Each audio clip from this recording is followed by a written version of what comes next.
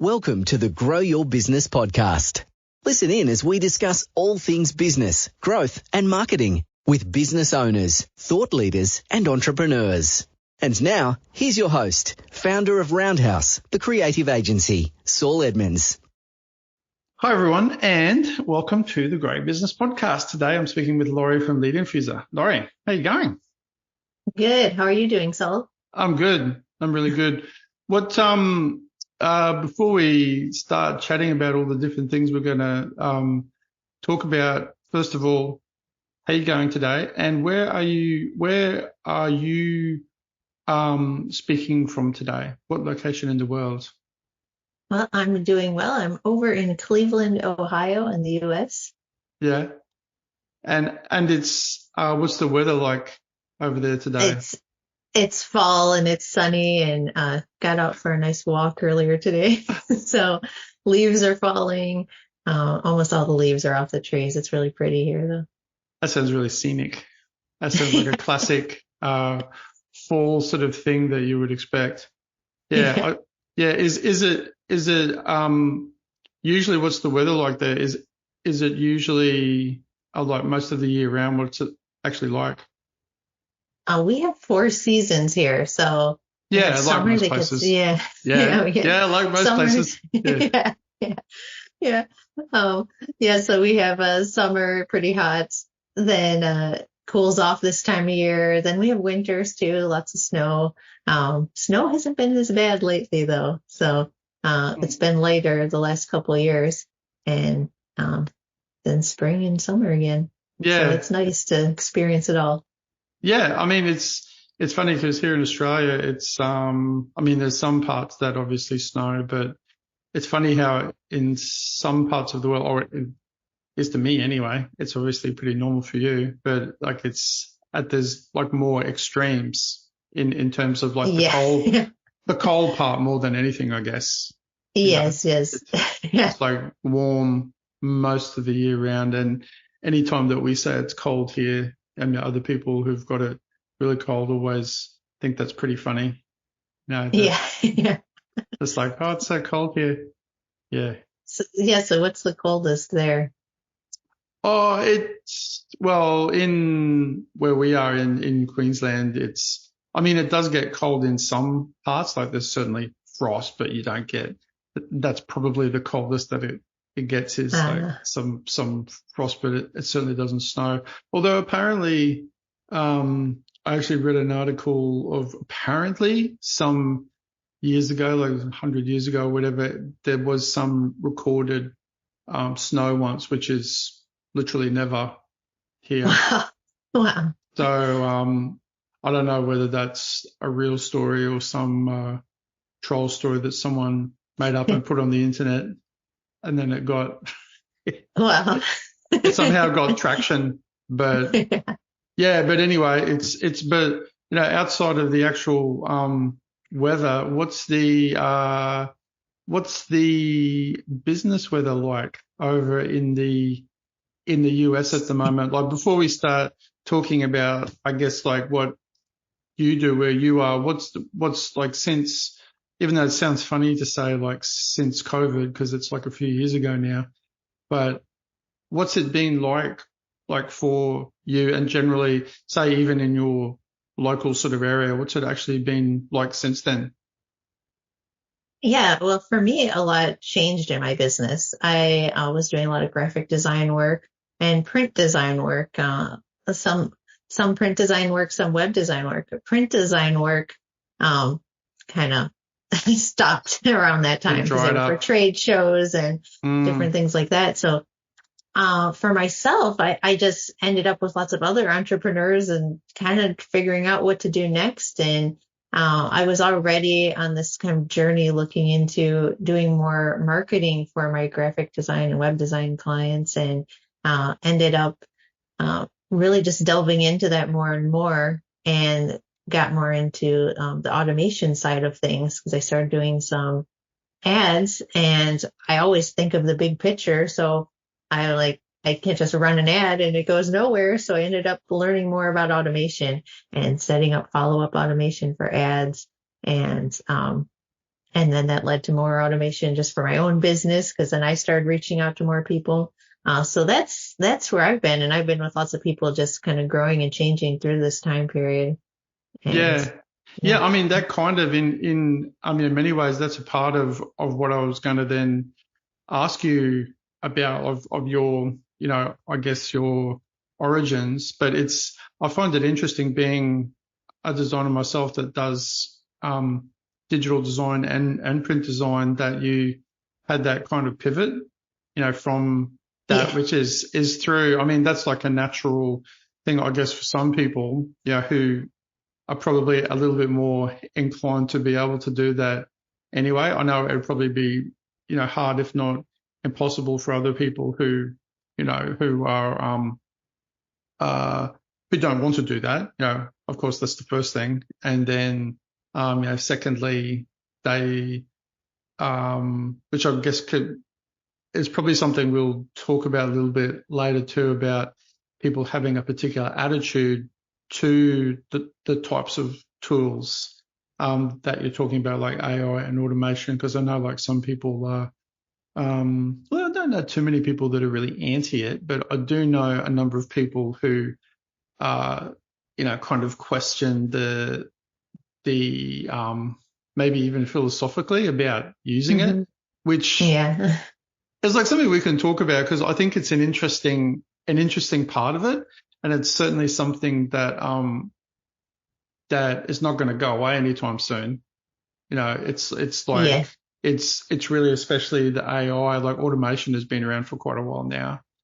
But I feel like this is probably somewhere we can sort of segue into even now, is that I'd like to get your thoughts on like automation, where, because I don't know, a year count on how many years you would say automation has been around, but in one form or another, there's been like automated from, things like MailChimp and email marketing. There's been automated sort of emails. And now, like where you're using it, have you seen, like in your short history of using it now, like even in this last few years, have you seen any significant sort of shift in people's attitudes to using it overall? I have seen people kind of wonder about it, like if it's like the right thing to do, and the concern about AI. And I think a lot of it with the AI is it is so new. Like it was just, a lot of us have been using it in our industry for a while, for generative AI and different things like that. But for the general public, it was just November of 2022 that all of this was released with ChatGPT. So I think with many things, there is a fear around it because it's something new. We're not sure what it's going to lead to. Is, hear stories of, is AI going to take over and things like that. And I think really it is just using it, understanding it. And as I used it more, I was just like amazed at how it actually, as a creative person, sparked more ideas. It was kind of like made everything kind of go faster. So I feel like you have this creative side and it's like enhancing it. It's like turbocharging it or something like that, as far as like the generative AI side of things. And when you're really in it, it's different than when you're just hearing about it and it's something like, what is this? And it is. It's very easy. I find it's probably like a lot of things. It's not just AI. It's very easy to lump something that people have a very broad, which is very broad and high level fear based, unfortunately, on, generally sci-fi movies, let's face it. Like, I was going to say. It's based, it is. That's the only thing that really, I could think people base any logical fear, or illogical fear about something, because of course Chat GPT is not the Terminator, as we all know. But it's not. But yeah, I think you touched on an interesting point in that I've actually found the same thing. Like I think it's important to view it as a tool, like as a really great tool. It's like, generally any new enhancement. I mean, this is a big jump forward. Like it's a big leap. And I think probably more than anything, outside of the fact that there's that illogical kind of link to other things that it doesn't really relate to anyway.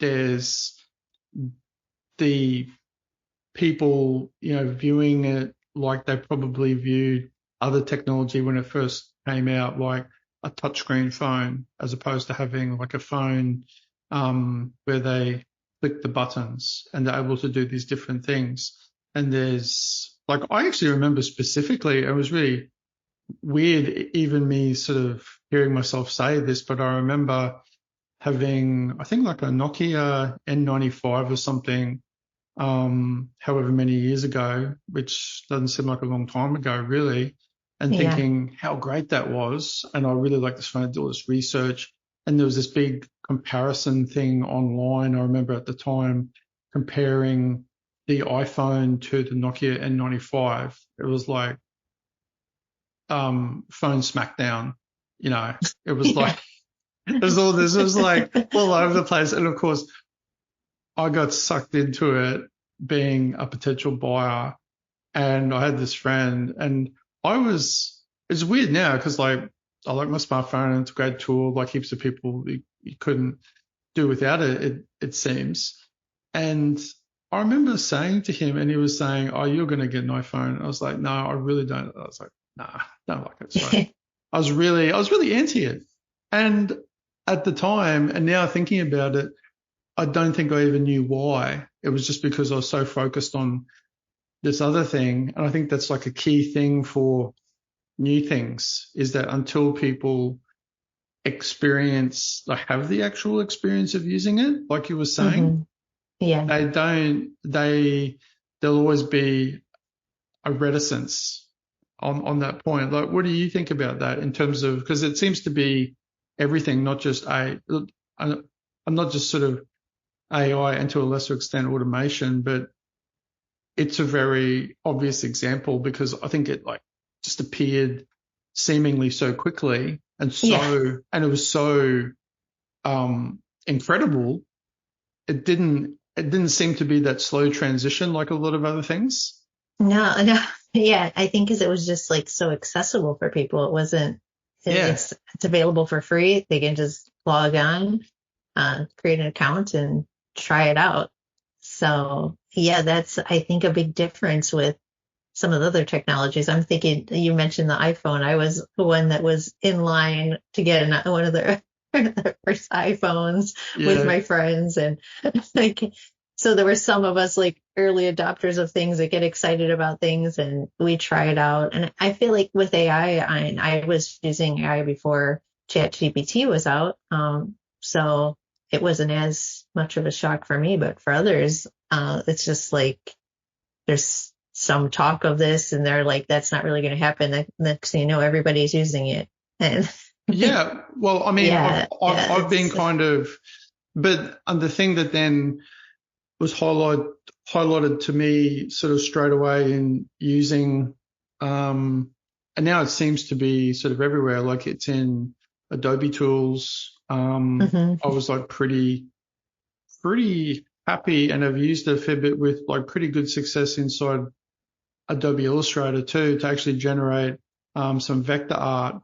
But I found very quickly, and I think this is sort of a key point, and then sort of maybe we can talk about this, but then what you actually do with Lead Infuser too is you still actually, I found very, very quickly that, like anything, is you can't just go make up, like it's good with certain things, but then the more, it's like almost with everything, the more specific you are about what you want, and this includes what with this tool, like I was using it not as its own solution, but as a way to enhance other things that I'd already done. It was excellent. It was really good. It was time saving. And even then I had to, tweak things a lot, but the initial sort of time saving things it did in that instance was good. And I've had used it previously to like for things like piece of writing that needs to be trimmed down to a certain word count, and then doing it and then going, yeah, not quite right, and then manually changing it, fitting it in again. I mean, I think that's a great use of it, like that. Or for me anyway, it is like so with what you're doing, like how do you find because I was quite interested in looking like on your website, the outline that you have for what you do. So can you just, I guess, tell everyone, just sort of run through generally so they've got a good idea of what it is like you actually offer, and then maybe outline like in a broad way, I guess, like how you utilize the tools, because people will be going, no doubt, like listening to this, they'll be going, well, how does it happen? Like, does it just like, you just like punch it in and then it just does it all? So can you run us through some of that, Laurie? Yeah. So a lot of what I have on my website is about LinkedIn and email outreach. And I've used sales automation for several different sales process functions, basically. But I ended up really realizing it was a great place for it was in the beginning prospecting, because it's something that people often do in a repetitive way. So it's easy to replace those tasks. So like think of the initial outreach that you may do on LinkedIn. You may have one question or a couple sentences that you're going to send to everyone. So you're copying and pasting that, changing their name out, and that's a pretty slow process. So you're automating it anyway yourself manually. So you're doing it manually. And so I think that's something how we talked about just people kind of thinking the ethical thing, thinking ethically about automation and AI. Like, is it any better that I'm manually copying and pasting than it being automated? I think that's a really key point, because actually that thanks for bringing that up, because I had actually thought that as something that I was going to bring up with you too, because that just but then I had forgotten it. But then that I think that's a really important point, like to remind people that a lot of those types of things people are actually doing in their own manual automated sort of way anyway. Like they've got this template, because everyone does it, let's face it, like everyone does that because it's time saving. So if it's time saving and you could do exactly the same thing and make it more personalized and quicker and save you time, then surely that's better, right? I mean, it should be in theory. Yeah, and I think especially to reach more people, like we want to help as many people as we can. Once you have a solution that you know is going to help people, you want to let as many people as you know. So that's why like setting this up at scale where we can reach many people, to me just makes sense. And now that we know this is so accessible to so many people, just thinking of it business wise, it's like you're going to have to figure it out, because your competitors are going to be using these tools. So that's the thing too. So, and also another thing I really think about is it really creates more human connections. That's been my whole process through this. Like I'm talking to more people than I've ever talked to, just by having some of these initial messages going out. So we also do the email outreach as well. And that's a whole different area. It's automated, but it's different than email marketing that we have warm leads. This is kind of creating a traffic and generating leads that are interested. And so all of this, both LinkedIn and email takes a lot of a longer process to research and understand who you're talking to, just like any writing that we do. And then bringing in writers, especially when you're talking for very specific technical industries, you want to make sure you have the right wording in there, and also really considering your audience that you're talking to, and what's really, what are you doing that's really solving the problem that they have, and speaking to that in a way that makes sense and is also leading to engagement. So simply ending something with a question to get some engagement helps get a conversation going. And then that's when it's one-on-one. We're not going to automate that conversation. Yeah, no, that's right. I mean, I would probably, listening to you say that too, I just sort of had a little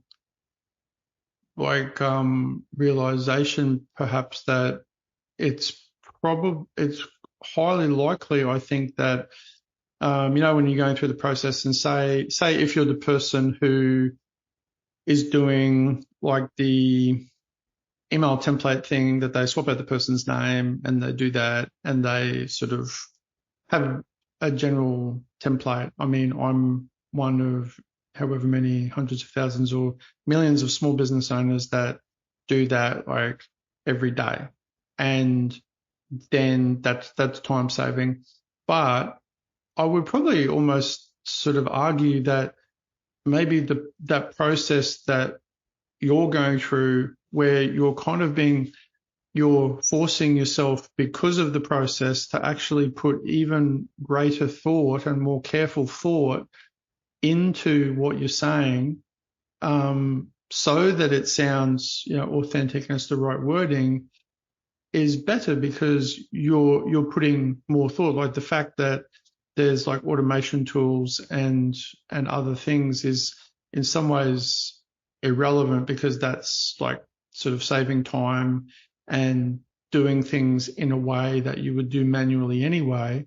But then you're still approaching it in probably an even more thoughtful way, I would think, because like you're actually, from a strategic point of view, you're going, and this leads a little bit into like a question that like that relates to sort of brand messaging, about like how much thought, say, originally when someone comes to you, and most people, I would say, it's probably true, haven't got any, they might have a brand, or they might have done some things with their brand, done some branding, but they don't, and they've got visual assets, etc., but they don't really have specific brand messaging.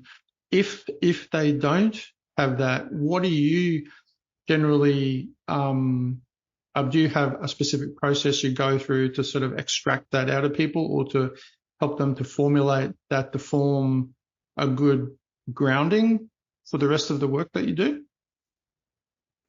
Yes, and from my background in branding as well too, that is something I was going to say you probably like do. Seeing like the brand story, making sure we have a voice that's recognizable to the public, recognize a brand is recognizable and repeatable. So we want that messaging as well to match them. But it also goes a little deeper too, because we're talking individual salespeople and how they communicate.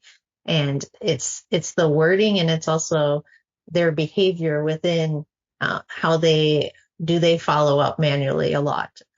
How much would we automate for this specific person, and making sure it sounds like that person, but also sounds like the brand. So all of these things come into play. And it's a tricky balance, really. Yeah. And then, to get into how we do this, it is like something that we offer dedicated success manager that continues to follow up and check in with the client to make sure that the automations are working with them, and not only working, like getting engagement, but there isn't something jumping in before their follow-up or after their manual follow-up that doesn't make sense. So a lot of things come into play, but I think like what's really cool with the automation is that we do the repetitive tasks, and then we have more time for the strategy, and more time for the planning, and more time for making sure we get this right. But the tools as well, we have ways to A/B test. Is this message working better than another? Is this subject line working better than another? And we actually have the data and analytics, and can see it all there. It's just clear right there on a dashboard and know what's working and what's not. Yeah, so I mean, it's constant. Yeah. that's the great thing. I mean, that's generally something that I would, a point that I generally make to people, especially people who are reticent about, well, I guess many technologies in general, or if there's forms of advertising or even things that you're doing. Like, one of the good things is that even if for whatever reason, like, you're anti doing that because, like, one, I'm sure you've sort of heard these things before, and you can then sort of share maybe like other things too. People are like, well, I've done this way before and it's worked, so, and they use the if it ain't broken, I don't need to fix it thing.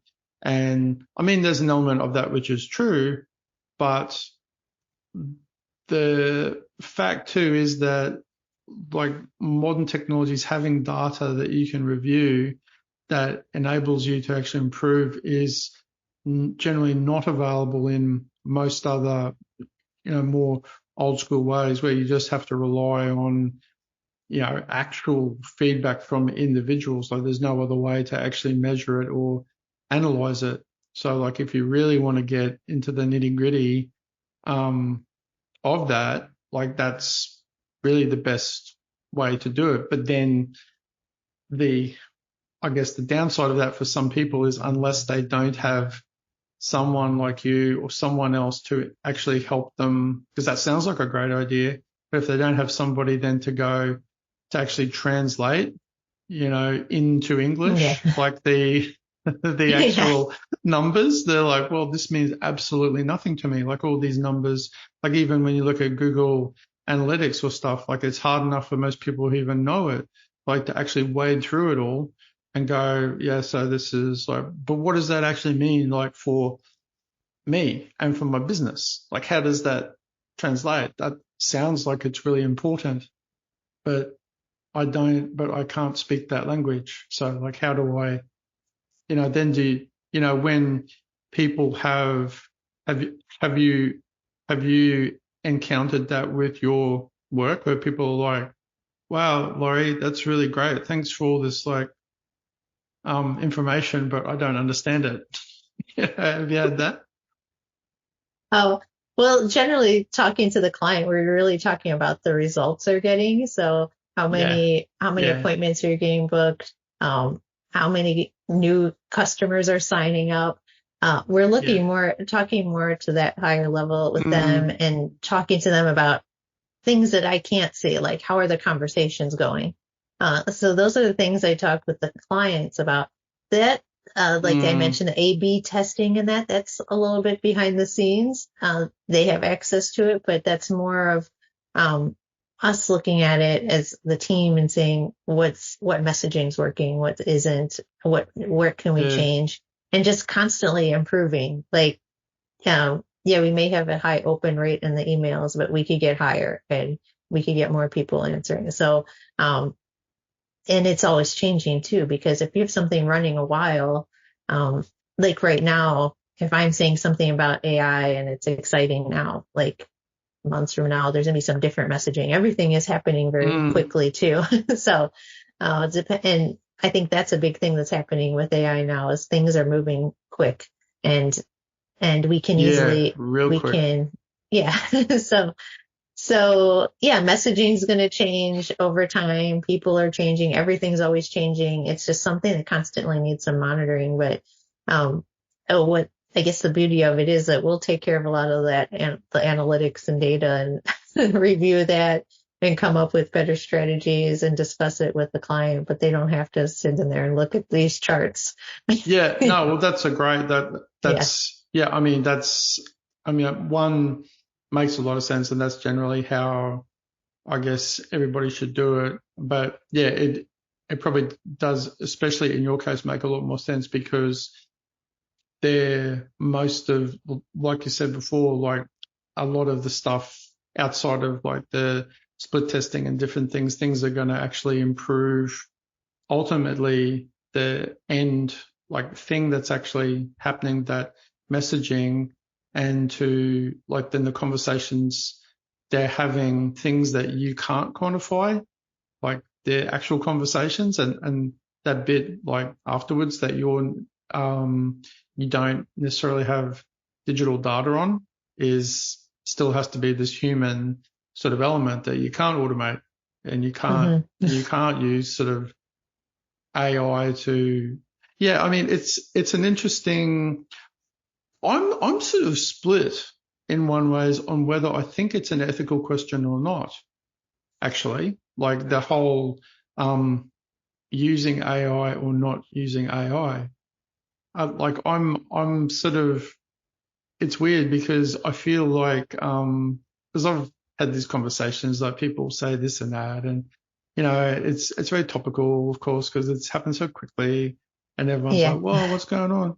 And it's like a whirlwind, and that's happening so quickly, and everyone is thinking about Terminator, which is really silly, and then which is just like makes absolutely no sense anyway, like it's ridiculous, but like the question of that is largely informed by fiction, like not by the facts of it just being a really good tool in my mind anyway. I mean, yeah, I understand that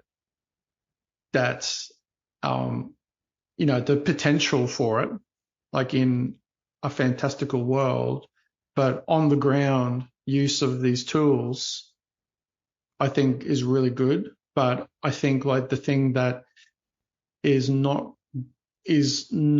well, I wouldn't say not good, but not, the potential for it isn't great, is its potential misuse of having, a less humanized, a less connection if it's misused. But I think I'm finding anyway myself too, like just naturally, is that people, and like just about everyone I've met has had exactly the same opinion in business, is they've realized very quickly after like having a go at ChatGPT or using some AI tool, if they don't give it specific information, it sprouts out some degree of nonsense, or with upon closer inspection, it's just really a super aggregator of content. Like it's drawing things because it draws things from the internet and various sources, and it has the illusion of being sort of intelligent when it's not. It's just like a super aggregator. So as long as you can sort of like see it like that and then use the tool, it's like misusing like a nail gun, is like if you're shooting the nail gun just everywhere, you're not going to build a house. It'd be like da da da da da, and then but if you're like just going, I mean, that's maybe not a super accurate metaphor, but it's not that dissimilar. It's just proper use, or good use of a tool and improper use of a tool. Like it's, most people that I've talked to have realized that really quickly, that they've gone, oh, that sounds like artificial, therefore I have to modify it a bit, or I have to be more specific. And people very quickly realize that. Have you found that, like with other people when they've played around with it, that people find that out for themselves quickly? Yeah, I feel like I've heard a lot of talk about that as well. Like they put something in, it doesn't come out as expected, and there really wasn't, I feel like, much thought into what they put in there. I know a lot of people are saying garbage in, garbage out. Like that's been the thing people are saying a lot is occurring. Right. I guess like I really only know like how I'm using it, because it is like that is a different thing too. Everybody's using this individually, and how is it? I'm not sitting next to someone else using this and seeing how they're using it. And that's kind of a different thing too. Just thinking about after 2020, more people are working from home, where maybe back in the day when I was working with a bunch of designers around me, we would all be chatting about like we're in mid journey and creating AI art and what's happening here. But yeah, you get instant feedback. You get instant feedback loop straight away. But like I think too, like, cause then I found when like probably 99.9% of people, when they first go into any AI tool, they probably don't have a specific task to do. They're just going, oh, what can I do? And so that then it follows, I would imagine, that especially then if you're a little bit more impatient, or you try it for the first few times and you're like, oh, that's not very good. You haven't inputted, like you've just inputted, like you said, some rubbish, because you don't have a specific task to quantify it against. Like, you're not going, okay, I've got this goal. Like, you got no goal, and you're just going, like I think I did. Yeah. I did some stupid rubbish that I would usually never do. I was like, put in like a visual one, and I just put whatever it was, something ridiculous. And but then when I used it in Photoshop for some really practical, super time-saving things, like extending a scene. There's like a scene that is this big, and I had a scene of two mine workers, girl and a guy, and they were standing there with their hard hats on, and there was a bunch of pipes behind them, and it was cropped fairly closely. And I didn't have the original photo, and I extended the canvas out and just had it fill in the rest, and I did it like perfectly. And I was like, whoa, that's incredible. Oh, yeah. Like, that's amazing. that's a great tool. And it's like something that would have taken me, like, if I'd ever been able to do it, like, really properly, and it just extended it. And like, to me, that's a great tool, because it's not taking away any, creativity. It's just a really useful task that adds a lot of like extra value. Or like some photographer has cropped a photo really closely, and the client's like, oh, yeah, I can't see my shoulder. And like, you just like extend it and you add their shoulder, things like that. That's like, I've done that heaps of times, and that's myself included. Yeah, it's like absolutely brilliant. Great example of a good tool. But yeah, so say like when you started doing this, like the answer might seem obvious, I guess, but I'll answer it anyway. Is that why LinkedIn specifically for one of the services that you offer? Like, it's obviously like the world's biggest place for business, but were there any other reasons? Like, was it like how they do things that made it easier to use the AI tools within there? Well, this is for more of the automation side too. So I think that's something we could clear up too. There is AI, the tools are built from using AI, but we're actually creating automation. And for those cases, a lot of the AI tools are kind of in the background, the machine learning parts of things, knowing when you hear about the algorithms and machine learning, and also what else did I think about? Like we can search for leads. We can use AI tools for that can grab data all over the place. So there's those kind of functions as well. There's AI built into lots of things we're using daily, and some of it has been around a bit and we didn't even know about it. And now it's just everyone's like, we've been using this a while, and here it is. And but more and more it's getting used in different places. And as far as your question, I kind of got a little off track there. Your question was why why why LinkedIn? Yeah, why LinkedIn? Yeah, outside of the fact that it's the I went a biggest little network around. for business. Yes. So it all started with, really, I'm like my case study, and I'm testing everything out on my business first. Sure. What happened was I was just I'm reaching out to other businesses, and I mentioned how I was using doing things manually, using templates, copying and pasting. And I wanted to reach out to more people to talk about this offer that I mentioned. And I wanted to just reach out to everyone in my network. I wanted to add new connections, and I was doing everything manually. And I think that that's a good way to do things too. Like at first do it manually and then recognize where there's something that's repetitive. So LinkedIn for me, and I'm reaching out to other businesses. It's the best place for reaching out to other businesses. Like, it's like one of the largest databases for businesses. We have, the decision maker contacts are right there, and you can talk to them directly in their DMs.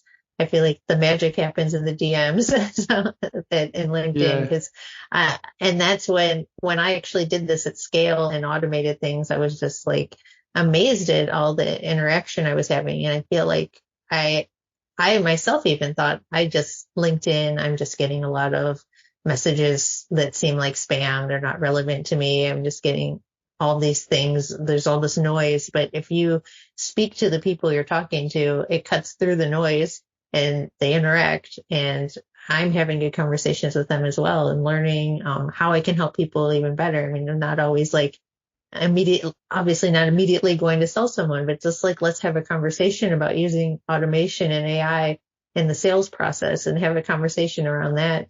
And I'm just gaining more knowledge, just talking to other business owners and seeing how they're using it. And if they are someone that's like, I actually need help with that, we'll get on a call and I'll help them out with it as well. But just to have the conversations, it's been pretty amazing. And when I realized how well it was working for my own business, that's when I added it into my program and made it multi-channel outreach. And another thing, just saying multi-channel, it's like reaching out in various locations, like LinkedIn, I mentioned email, and even cold calling can be added as well. But it's not as cold because you're mentioning, I found you on LinkedIn and I sent you an email. I just wanted to check and make sure you got the email. So we're going in a little warmer, and you have a little opening, and you can say what the email is about. And then, you don't have to go in. You can just ask them if they want some more information, and then carry on from there. Maybe book appointment a week or two out to talk about the information you sent. So all of these things are important to reach out in multiple places now, because everybody has access to these tools to reach out to people, some doing it better than others. But there's so much noise that now what used to be, maybe I used to hear like 7 to 12 touch points till the sale, I'm hearing a lot of people saying now it's 30 touch points. So if we think of that, it's like we could do 10 emails, 10 outreaches on LinkedIn, which could be the post that you're posting as well as the direct messages. So a combination of all of these things, calling, then adding other channels depending on the industry you're reaching out to. Instagram may be one, Twitter could be one. So adding them in over time, phasing them in too, because if you get the messaging right on one, you can repeat it in the others. So, isn't it funny? It's just like, it's really just like somebody saying to somebody else, like over and over again, like, hey, how you going? Like, hey, just like reminding them. It's just this constant. It's like when then you're busier too, because I've noticed, and I'm pretty sure this is more recent, because I look at LinkedIn a fair bit. Like that's really the only the only thing I spend any worthwhile sort of time on in terms of social media, because everything else is just for me anyway, it's just kind of noise. There's just too much stuff. I'm sure that's the case. That's how a lot of people probably feel too. But I've noticed a real uptake in people as soon as you connect, or like having obviously an automated email. And my reaction, whilst I do actually read some, like if the I can't necessarily identify why, just off the top of my head, but it's either like something I was like, oh, yeah, that's interesting, or I'll just generally check just in case it was something really important.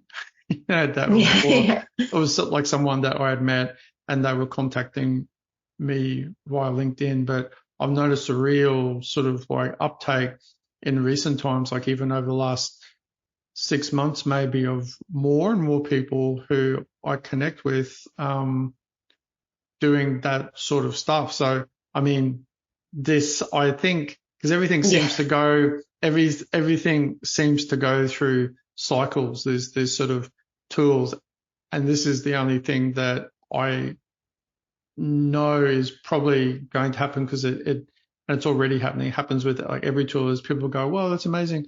And then everyone's using it. And then all of a sudden everyone gets really sick of it because everyone's doing it. And then the people who ultimately cut through the noise are probably, people like you who are helping other people to get back to, using the tools for the tool's sake, but having proper messaging. And I find it sort of interesting that it's like someone like yourself who's a brand and designer doing it, because it's, I mean, like you probably have too, like our industry, like there's sort of designers, and then there's like just digital people, and then there's developers, and there's marketing people, and there's PR people, and there's like, but there's not always, I mean, there's sometimes not a great deal of sort of crossover between, say, like someone like yourself and then these other tools. So I find that interesting, because for the messaging side, especially with what you're offering, I think is quite important. Like that's a really important aspect to make it successful, is not just, there you go, there's a bunch of automation tools, go for your life, see what happens. I mean, it's probably going to end in tears. It's probably going to end in people going, this isn't a very good tool. And it's like, no, the tool is good.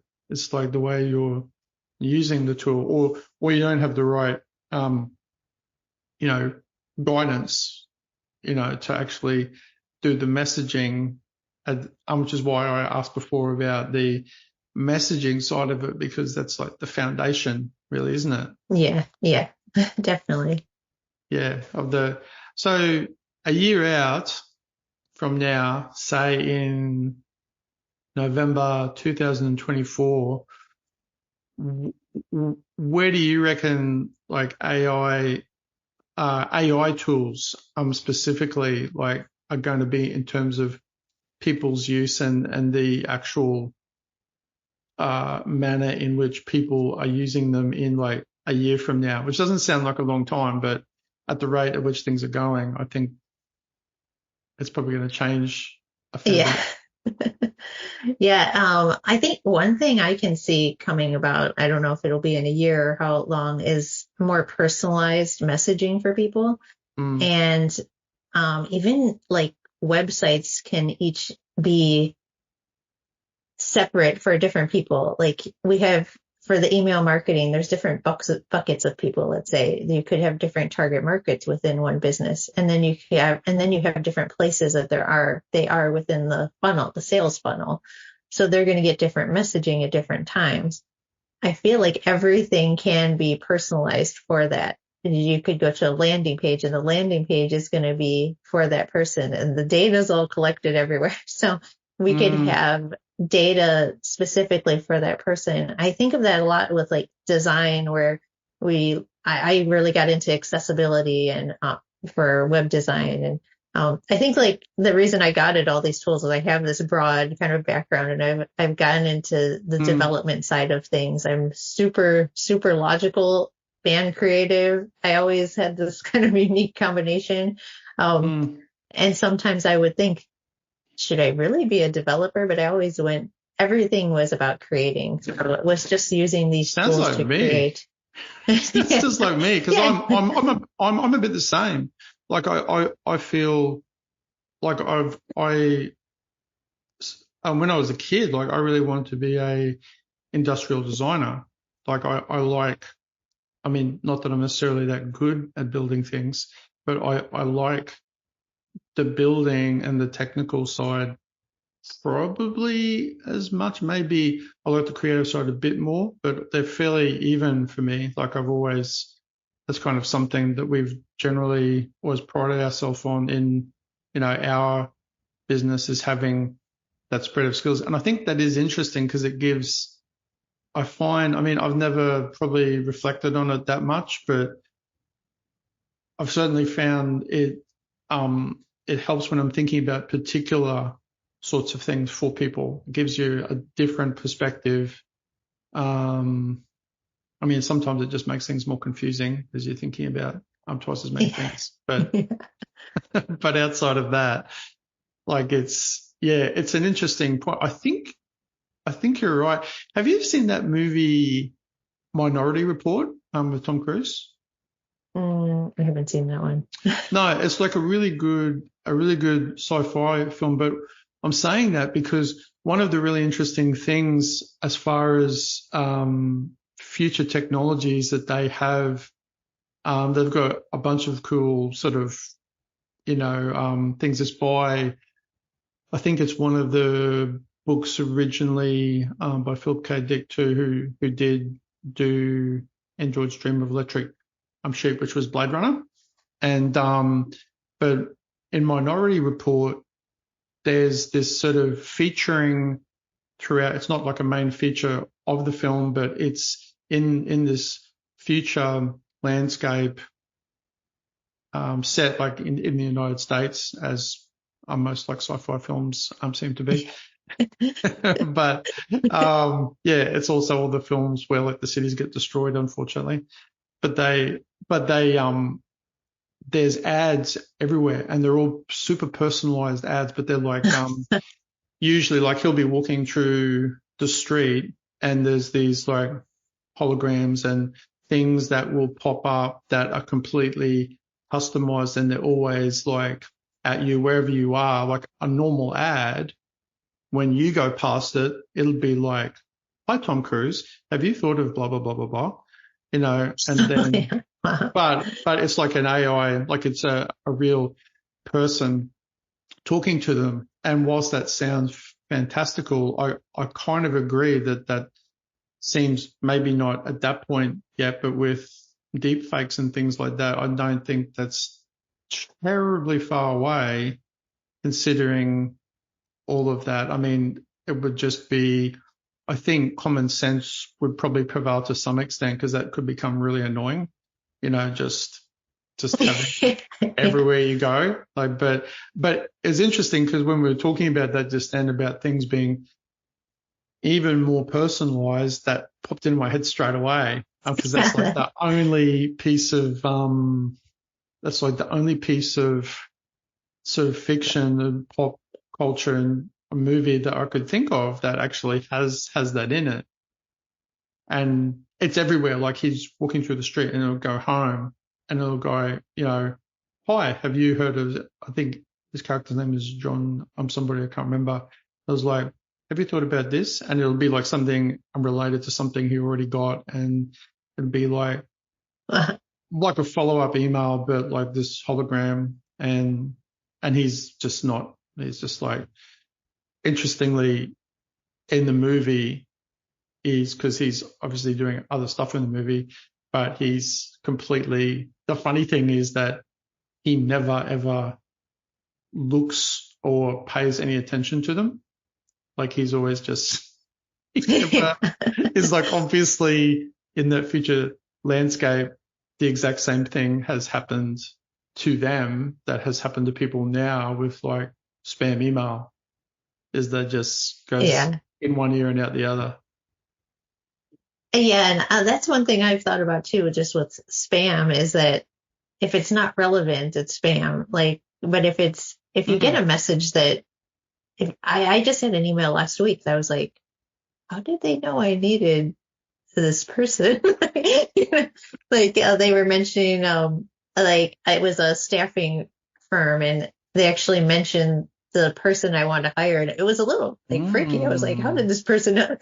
They had that in the title. And I don't think that this was using any type of tools for this, for them to find that. I think that's just a common common job that people are trying to fill for, they're trying to hire this type of person. Oh, It yeah, was they like just like send it yeah. out. Yeah, it's like all the other ones where they send out like the scam ones where they send out that you owe something for on eBay when they know there's going to be a certain percentage of people that do actually owe something on eBay and who will go, oh, that's obviously my thing. And because people don't pay attention, they just go click.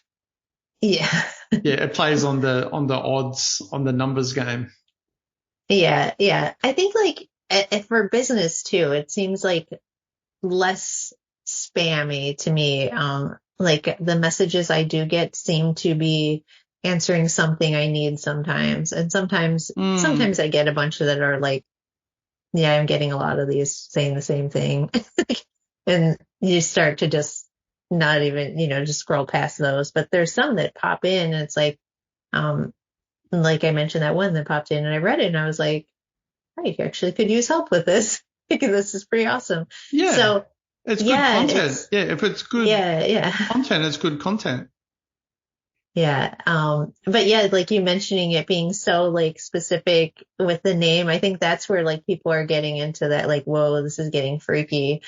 that personalized. True. I mean, that is, I think, yeah, I mean, that's an interesting point too, because there's kind of this is where the sales things and marketing and understanding of brand and everything goes through cycles of people going, it obviously has to be personalized, so I put their name. But then if you do it too much, like you have to then use common sense and expertise, like, say yourself, or actually reviewing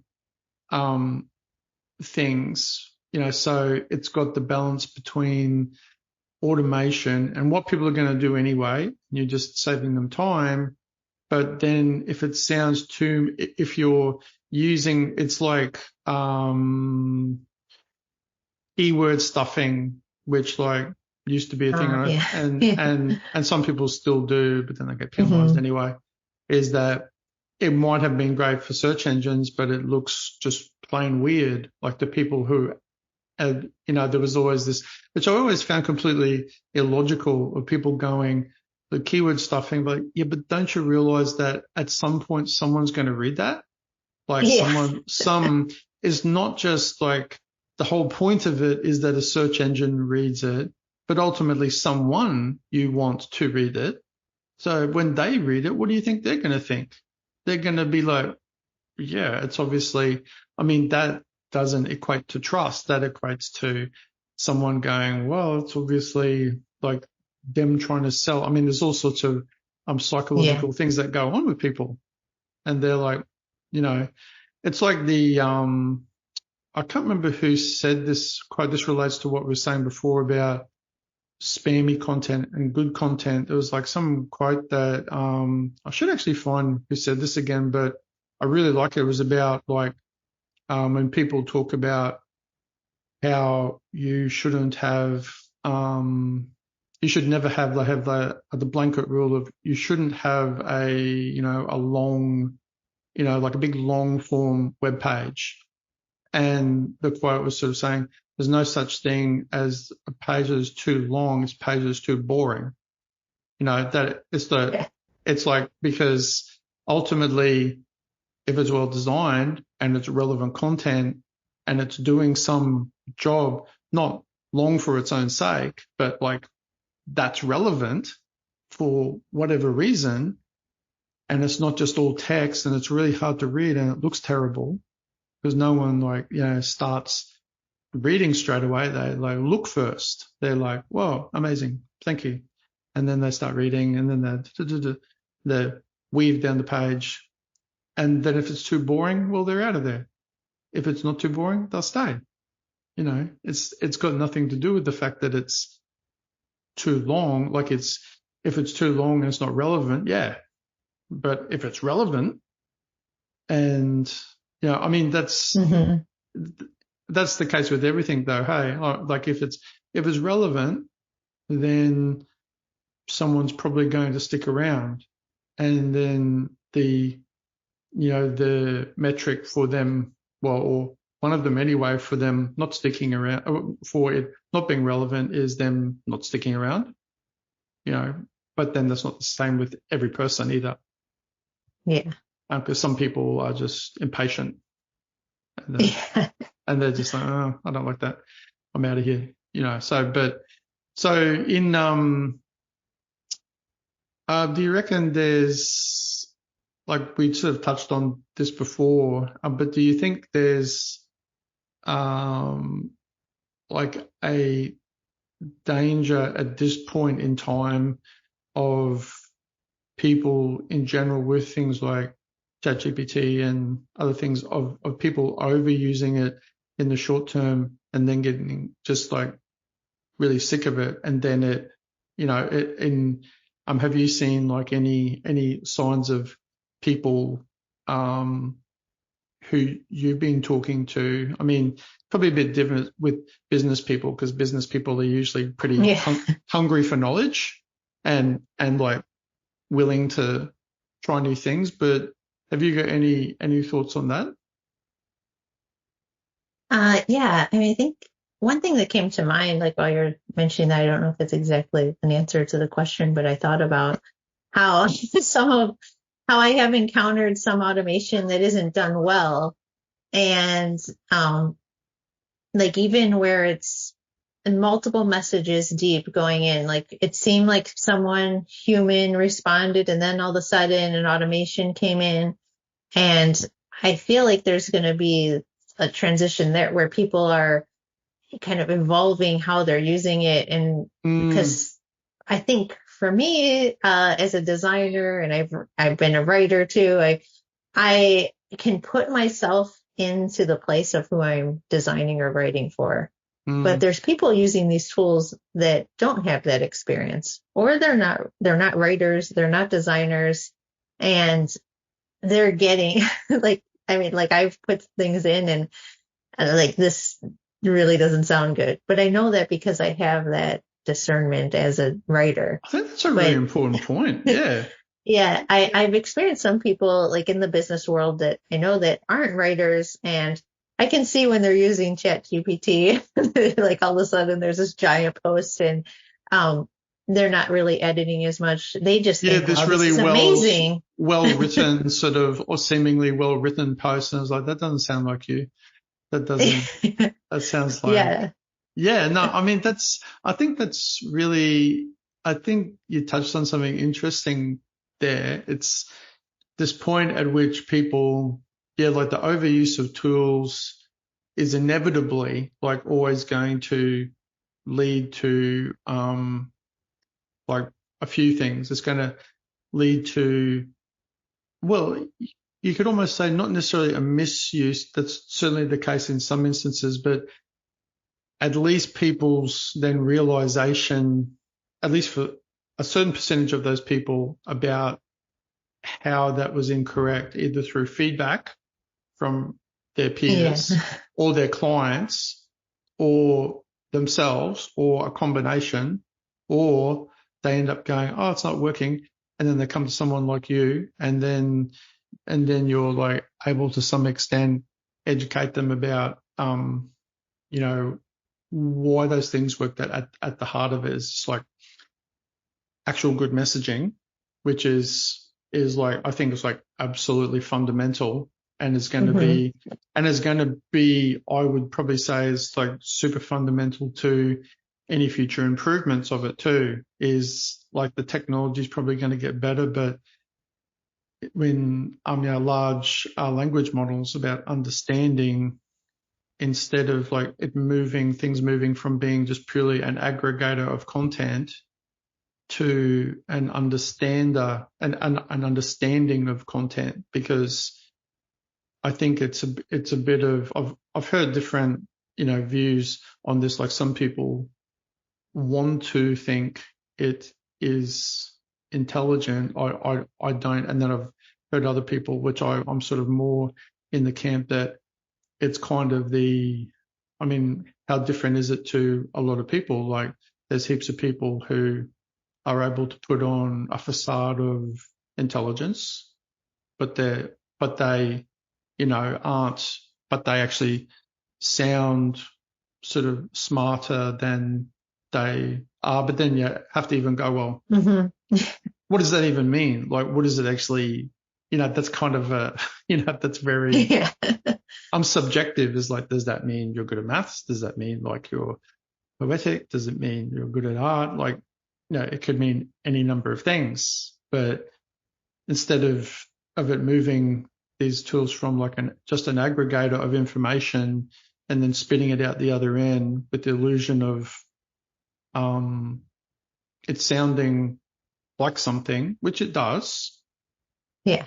As opposed to it having, I think, that missing that little, like the any like true difference, which would be, I think, like a quantum leap forward from where it is now, is to fill, say, the gap at which you're talking about, of like to actually be someone or something that understands like the nuances of, that person. It's like, I mean, maybe it's like the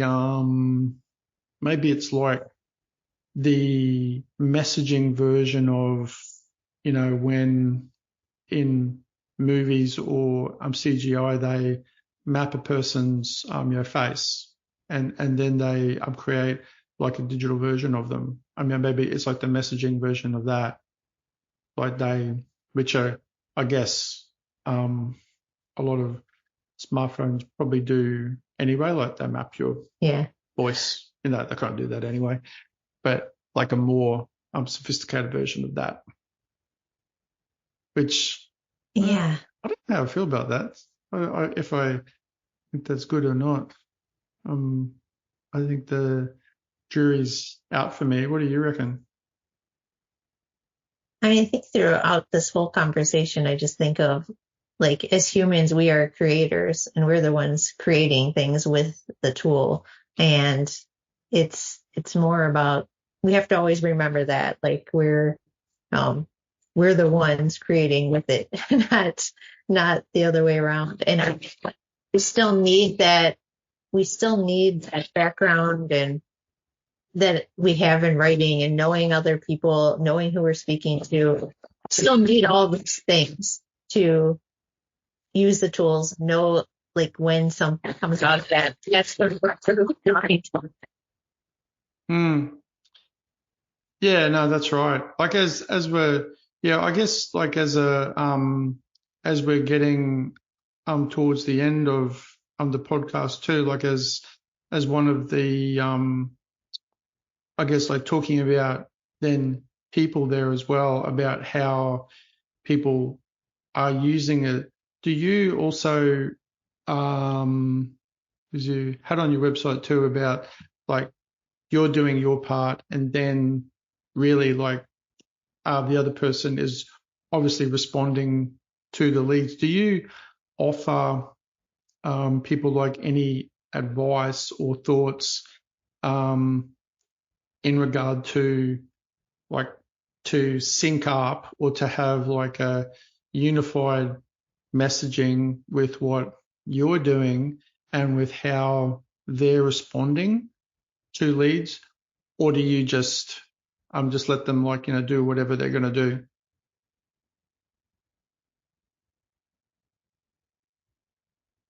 Oh, you're on mute.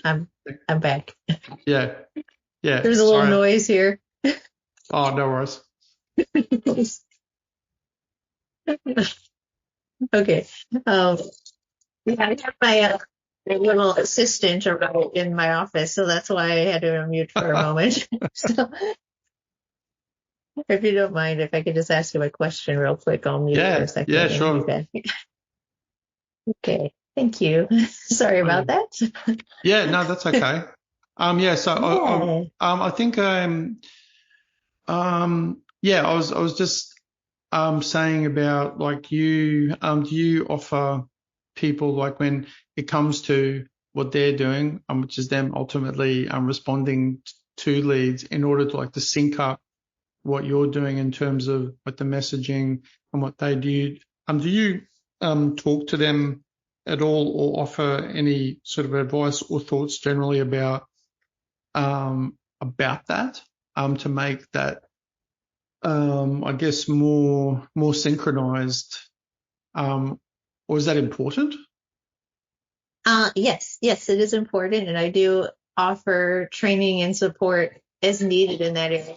It kind of depends on the individual. If I'm dealing with a business leader, business owner is the one selling, they may need more support. Mm. One moment, we may need to wrap it up soon. Yeah, no worries. Well, as like, or let me mute for a second. okay. Okay. Yeah, so we'll just in sort of wrapping up then, I guess we'll I said at the start I will ask you for a relevant quote or something that you feel is that you either like or that or that you feel ties in with what we've been speaking about. What have you got for me, Laurie? Yeah. It's funny. I had something else planned and then I changed it up to, I feel like the automation leads to more human connection. Like that's what I'm thinking of now. But I also think I wanted to add in the predictable action leads to predictable growth and predictable results. And that's something that automation can help us with because we can more predictably have messaging and outreach going out instead of just manually when I have time posting messages. And I'm not sure if you can hear him in the background. Yeah, you can hear him a little bit. Hello. Okay. I think that's a great way to wrap it up, and I think that's actually really relevant.